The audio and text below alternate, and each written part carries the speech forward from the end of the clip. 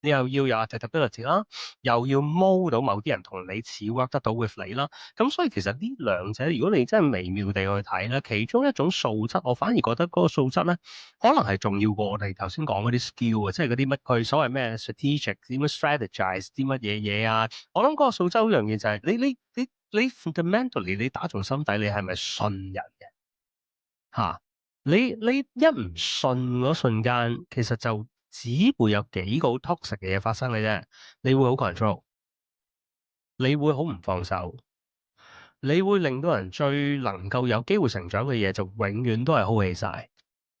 你對人你唔會願意放時間，因為你覺得放時間冇意思嚇。咁、而人又好得意啊，唔係聽你講緊啲咩嘅，人有感受。你係一個你唔信人嘅人嘅話，其實你永遠都同對方建立唔到信賴。咁於是乎你又猜忌我，我又調翻轉頭猜忌翻你。